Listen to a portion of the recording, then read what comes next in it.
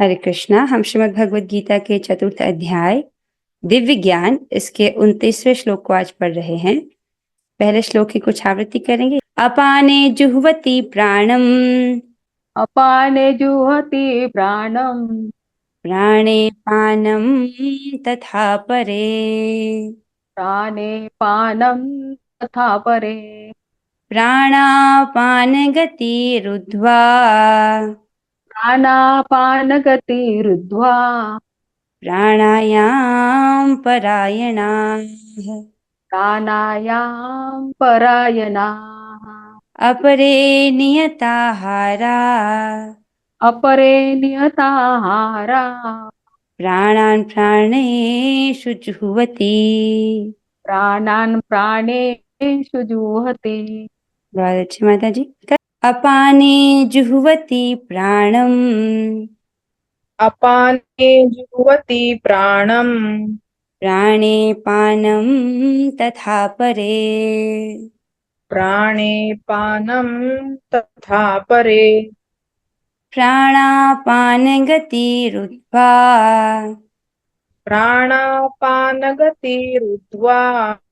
प्राणायाम परायणाः प्राणायाम परायणाः अपरे नियताहारा अपरे नियताहारा प्राणान् प्राणेषु जुह्वति। प्राणान् प्राणेषु जुह्वति। बहुत अच्छे।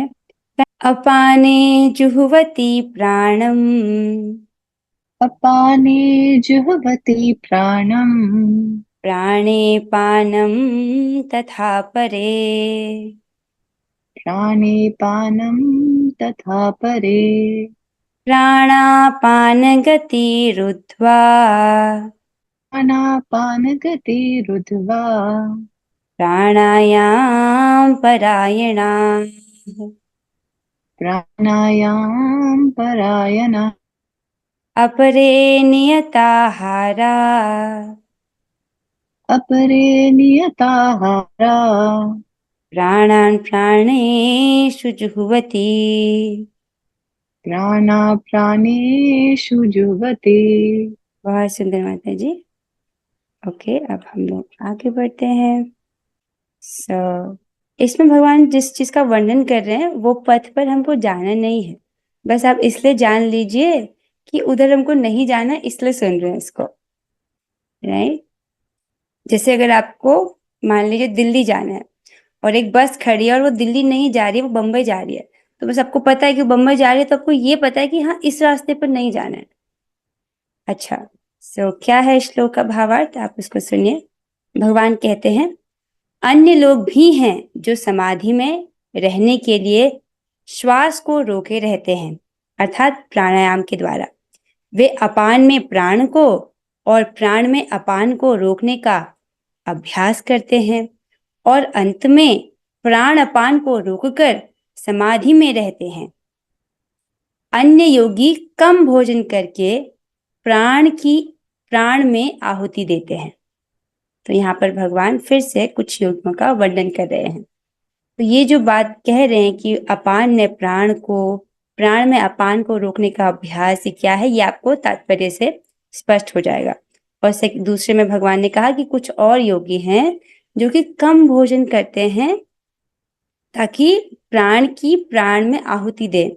कम भोजन करने से क्या होता है कि इंद्रियां शिथिल हो जाती हैं। तो इंद्रियां शिथिल हो जाती है इस प्रकार से क्या होता है कि वो उन पर नियंत्रण कर पाते हैं। राइट। तो ये एक तरीका है कि कम आहार लेते हैं वो लोग ताकि इंद्रियां शिथिल हो जाएं और उनको नियंत्रण करना आसान रहे। तो ऐसा भी कुछ योगी करते हैं। एक बार श्लोक के अन्वय को देख लेते हैं। भगवान कहते हैं, अपरे अर्थात अन्य, अपरे का अर्थ है अन्य, यहाँ पर नहीं लिखा है। अपरे अर्थात अन्य लोग, प्राणायाम निष्ठ व्यक्ति, वो क्या करते हैं, अपाने प्राणम, मतलब अपान वायु में प्राण वायु की जुह्वति अर्थात आहुति देते हैं। अभी आपको तात्पर्य से पता चलेगा कि ऐसा करते कैसे।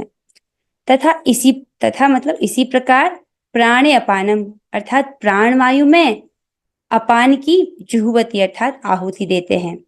फिर प्राण अपान गति रुद्वा, इस प्रकार से वो अपने प्राण और अपान की गति को रोक करके क्या करते हैं, परायण अर्थात प्राणायाम परायण होते हैं।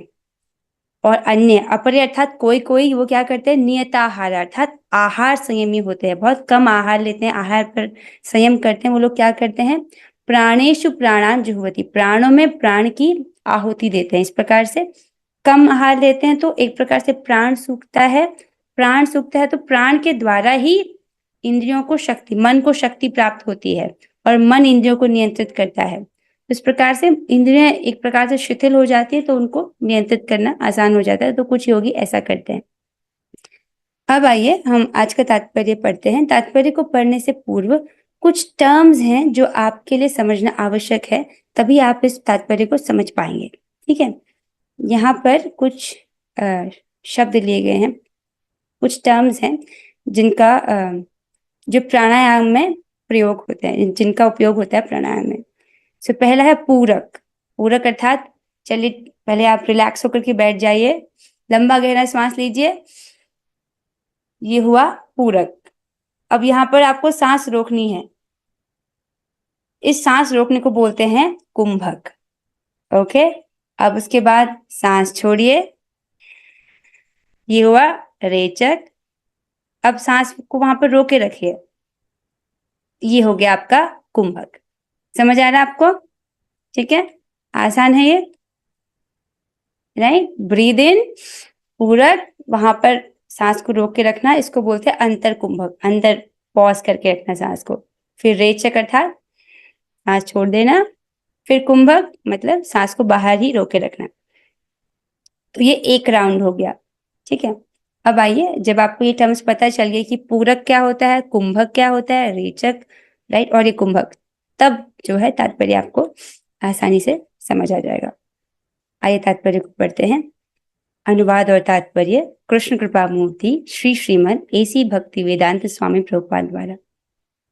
तो प्रभुपाद जी हमें समझा रहे हैं कि श्वास को रोकने की योग विधि प्राणायाम कहलाती है। इस प्रोसेस को प्राणायाम कहते हैं।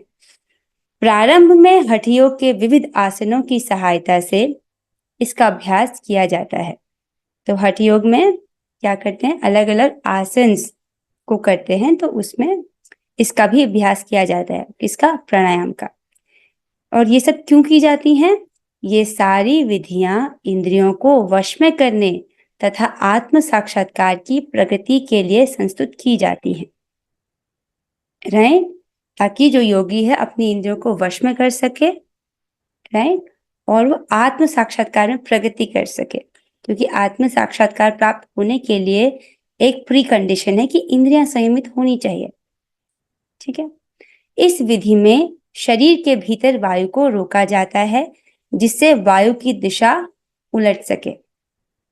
अपान वायु निम्नगामी अर्थात अधोमुखी है और प्राण वायु ऊर्ध्वगामी है। हमने 10 प्रकार के प्राणों के विषय में पढ़ा था, राइट। उसमें से प्रभुपाद जी अपान और प्राण वायु के बारे में हमको यहाँ पर बोल रहे हैं। प्राणायाम में योगी विपरीत दिशा में श्वास लेने का तब तक अभ्यास करता है जब तक दोनों वायु उदासीन होकर पूरक अर्थात सम नहीं हो जाती। ठीक है, आपने पढ़ा पूरक क्या होता है अभी, पूरक।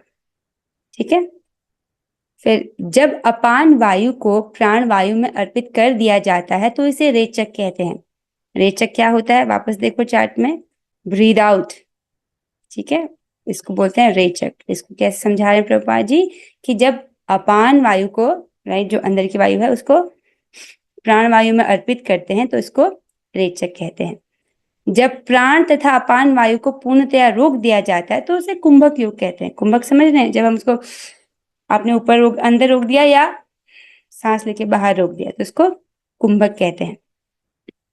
कुंभक योगाभ्यास द्वारा मनुष्य आत्म सिद्धि के लिए जीवन अवधि बढ़ा सकता है।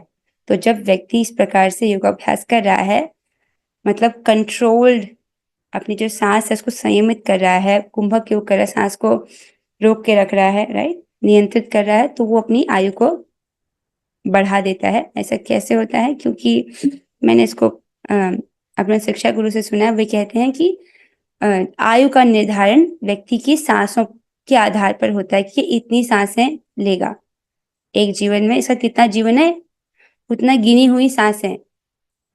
तो जब इस प्रकार से व्यक्ति जब धीमी सांसें लेता है, मतलब मतलब जोर जोर से सांस नहीं लेता, रिलैक्स होकर सांस लेता है, तो उसकी आयु बढ़ जाती है। फिर कहते हैं, आगे थे हम, बुद्धिमान योगी एक ही जीवन काल में सिद्धि प्राप्त करने का इच्छुक रहता है, वह दूसरे जीवन की प्रतीक्षा नहीं करता। तो इस प्रकार से जो लोग अष्टांग योग का अभ्यास करते हैं, वे यम नियम, ये आहार प्रत्याहार, इस प्रकार से प्राणायाम, धारण, ध्यान, समाधि, इस प्रकार से इसको करते हैं, तो वो कोशिश करते हैं कि उनकी जीवन अवधि बढ़े, राइट। वो और एक बुद्धिमान भी क्या करता है कि एक ही जीवन काल में सिद्धि प्राप्त करने का इच्छुक होता है, दूसरे जीवन की वो प्रतीक्षा नहीं करता।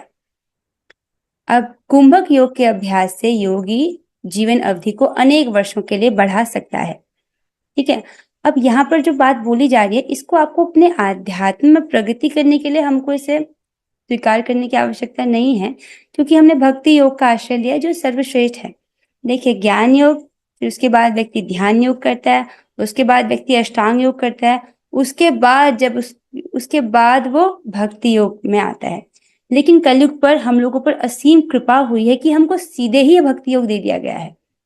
अब समझ रहे हम पर कितनी कृपा हुई है, ये हम लोग भी नहीं जानते। इस प्रकार से व्यक्ति अष्टांग योग करता है, कई कई जन्मों तक अभ्यास करता है, कई कई जन्मों के बाद उसको सिद्धि प्राप्त होती है। क्या सिद्धि प्राप्त होती है, एक बार उसको देखिए आप। 7वें अध्याय में भगवान कहते हैं, बहूनाम जन्मनाम अन्ते ज्ञानवान मां प्रपद्यते वासुदेवः सर्वमिति स महात्मा सुदुर्लभः। भगवान कहते हैं, अनेक जन्म जन्मांतर के बाद जिसे सचमुच ज्ञान होता है, वह मुझको समस्त कारणों का कारण जानकर मेरी शरण में आता है। ऐसा महात्मा अत्यंत दुर्लभ होता है। तो इस प्रकार से अनेक जन्मों तक व्यक्ति योग का अभ्यास करता है, उसके बाद उसको दिव्य ज्ञान प्राप्त होता है, राइट। और दिव्य ज्ञान प्राप्त करने के लिए इंद्रिय संयम करना आवश्यक है। तो जिसको सचमुच ही ज्ञान होता है, उसको क्या ज्ञान प्राप्त होता है, वो भगवान को समस्त कारणों का कारण के रूप में उनको जानता है, और फिर वो भगवान की शरण ग्रहण करता है, राइट। और वही चीज भक्ति योगी जो है, वो गुरु के माध्यम से, प्रमाणिक गुरु के माध्यम से सुन करके स्वीकार कर लेता है और भगवान की शरण ग्रहण कर लेता है, राइट। भगवान कहते हैं, ऐसा व्यक्ति जो भगवान की शरण में आता है, वो क्या है, वो ऐसा महात्मा अत्यंत दुर्लभ है। दुर्लभ मतलब rare, rarest of rare. Okay, now coming back जहां पर हम डिस्कशन में थे। तो हम यहाँ पर थे, आपको आध्यात्मिक जीवन में प्रगति करने के लिए इस पर डिपेंड होने की जरूरत नहीं है, अष्टांग योग पर। हाँ, लेकिन अगर आप अपने सेहत के लिए इसे करना चाहें तो आप उसको कर सकते हैं, ये अच्छा है, बहुत लाभकारी है। यदि आप प्राणायाम करते हैं तो वो आपके लिए बहुत अच्छा है, मतलब शरीर की दृष्टि से। अभी तो आगे चलते हैं, कहाँ पहुंचे थे हम। कुंभक योग के अभ्यास से योगी जीवन अवधि को अनेक वर्षों के लिए बढ़ा सकता है, किंतु भगवान की दिव्य प्रेम भक्ति में स्थित रहने के कारण कृष्ण भावना भावित मनुष्य स्वतः इंद्रियों का नियंता बन जाता है। ठीक है, यहाँ पर जो व्यक्ति है कुंभक योग का जो अभ्यास कर रहा है, इस प्रकार से अपनी आयु को बढ़ा लेता है। लेकिन एक भक्त जानता है कि ये जगह तो दुखालय है, यहाँ पर मैं रहकर क्या करूं, राइट। बल्कि वो क्या करता है, भगवान की दिव्य प्रेम भक्ति में स्थित रहता है। उसके कारण, राइट, उसकी जो इंद्रियां हैं वो स्वतः अपनी इंद्रियों को नियंत्रित कर पाता है, अपनी इंद्रियों का विजेता अर्थात जितेंद्रिय बन जाता है। किस कारण हो पा रहा है, क्योंकि वो भगवान की सेवा में लगा है, राइट, निरंतर अपनी इंद्रियों को भगवान की सेवा में लगा रहा है। इसलिए उसकी इंद्रियां कृष्ण की सेवा में तत्पर रहने के कारण अन्य किसी कार्य में प्रवृत्त होने का अवसर ही नहीं पाती। फलतः जीवन के अंत में उसे स्वतः भगवान कृष्ण के दिव्य पद पर स्थानांतरित कर दिया जाता है, अर्थात वो भगवान कृष्ण के धाम को प्राप्त होता है। अतः वह दीर्घजीवी बनने का प्रयत्न नहीं करता। इस प्रकार से जब व्यक्ति भक्ति करता है तो उसको क्या लाभ मिलता है, शाश्वत जीवन का।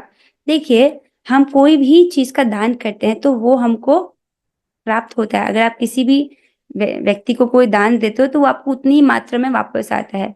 ठीक है, अगर आपने किसी द्विज बंधु को दान किया है, मतलब जो ब्राह्मण नहीं था, ब्राह्मण के योग्य नहीं है, आपने उसको दान दिया तो आपको दुगना प्राप्त होता है। आपने वेद पाठी ब्राह्मण को दान दिया, आपको 100 गुना दान मिलता है, जिसने एक ऐसा ब्राह्मण जिसने सारे वेदों को पढ़ लिया है। लेकिन अगर आपने ऐसे व्यक्ति को दान दिया जो वेद को पार कर गया है, तो आपको अनंत गुना लाभ मिलता है। वेद को पार कौन कर जाते हैं?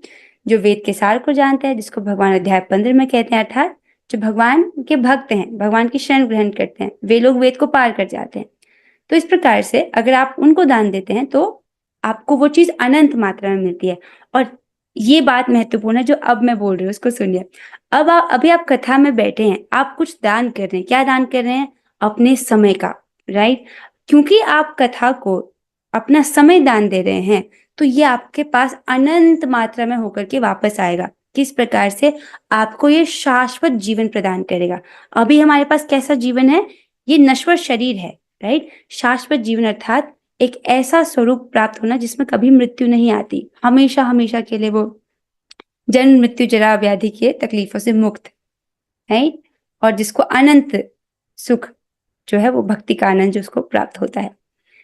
फलतः जीवन के अंत में उसे भगवान कृष्ण के दिव्य पद पर स्थानांतरित कर दिया जाता है। भगवान के धाम में शाश्वत जीवन को प्राप्त करता है, इसीलिए वह दीर्घजीवी बनने का प्रयास नहीं करता इस जगत में, ठीक है?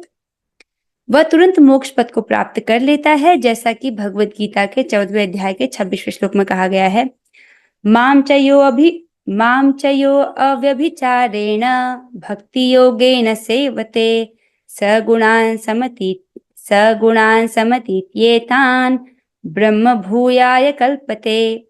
जो व्यक्ति भगवान की निश्चल भक्ति में प्रवृत्त होता है, जो व्यक्ति भगवान की अव्यभिचारी भक्ति में प्रयुक्त होता है, वेरी इंपॉर्टेंट, ये एक दिव्य गुण है एक भक्त का कि वो अव्यभिचारी भक्ति करता है।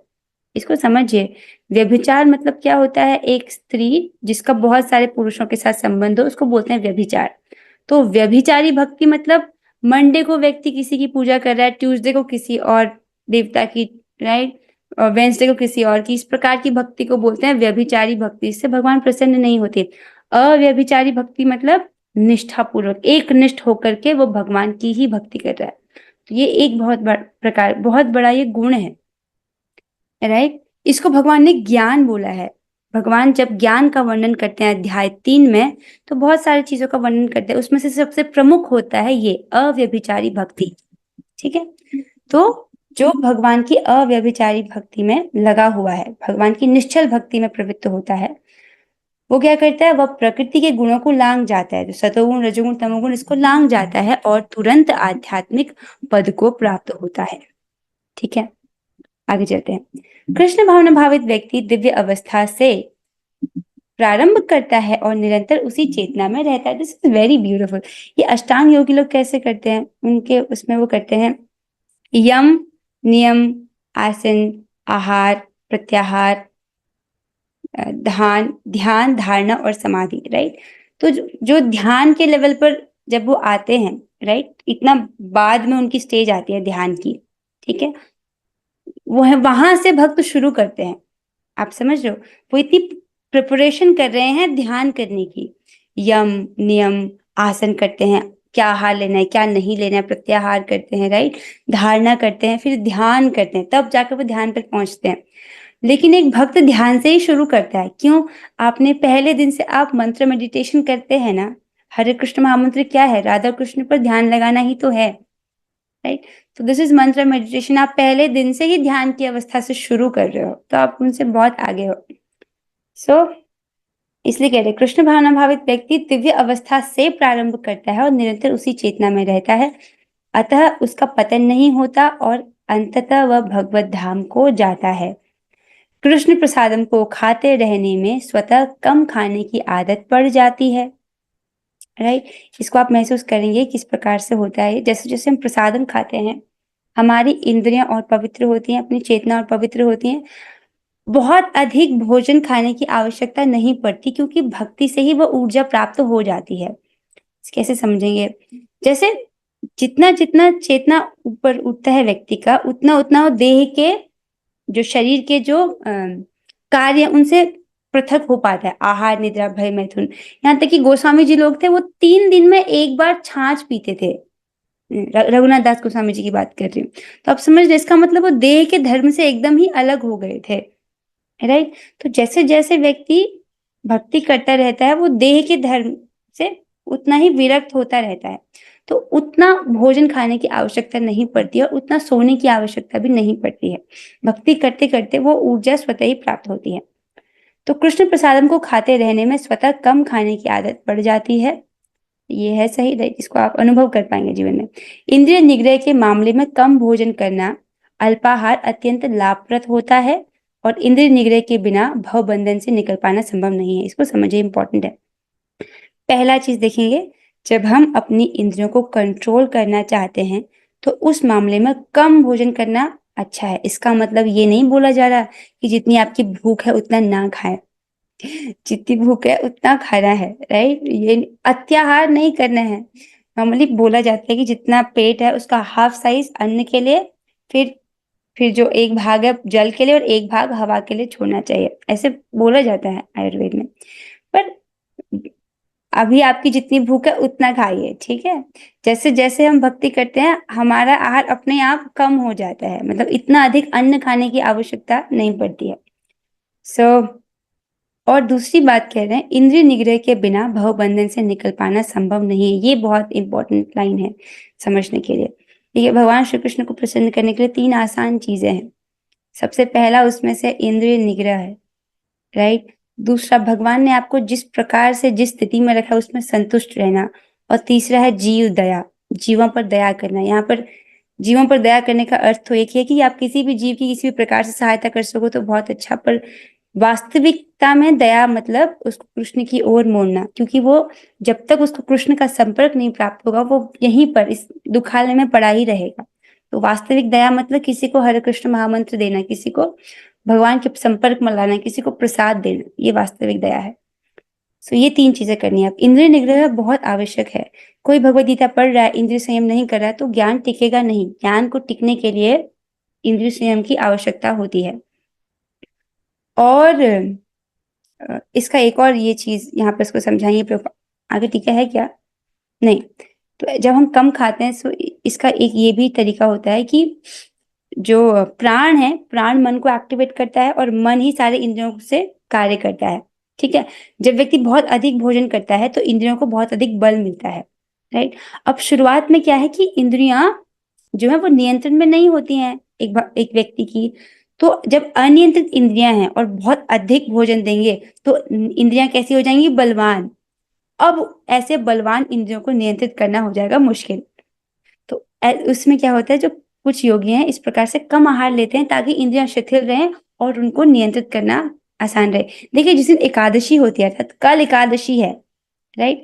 एकादशी को जो भक्त भोजन नहीं खाते, आप इस चीज को महसूस कर पाएंगे, राइट, कि इंद्रियां थोड़ी सी कम शिथिल हो जाती हैं। और आप ये भी महसूस करेंगे कि उस दिन भक्ति बहुत अच्छे से हो रही है।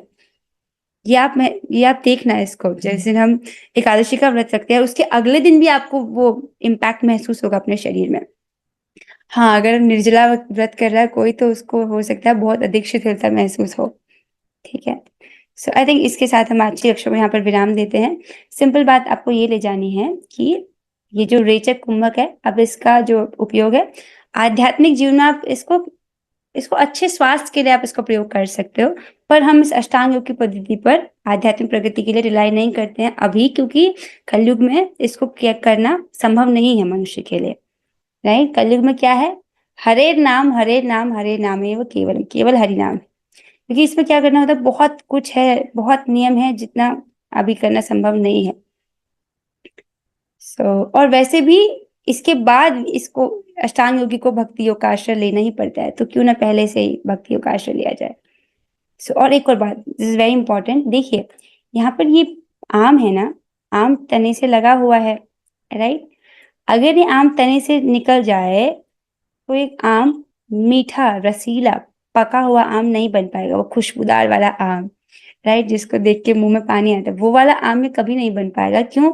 क्योंकि ये तने से अलग हो गया है, ठीक है। लेकिन अगर ये आम तने से लगा रहता है तब ये मीठा रसीला खुशबूदार आम बन जाता है। आप क्या समझे इस बात से? इस बात से आप ये समझे कि जब व्यक्ति भक्तों के संग से जुड़ा रहता है, राइट, उसे और कुछ नहीं करना, बस भक्तों के संग में आने का प्रयास करना, भक्तों के संग को छोड़ना नहीं है, तो क्या होगा, राइट, धीरे धीरे वो परिपक्व होगा, राइट, उसको भक्ति का मीठा फल प्राप्त होगा, बस उसको लगे रहना है। ये बहुत इंपॉर्टेंट बात है, राइट। अगर छोड़ देगा तो क्या होगा, वही जिस आम के साथ होता है, ये कभी पक नहीं पाएगा, कभी मीठा नहीं हो पाएगा, ठीक है।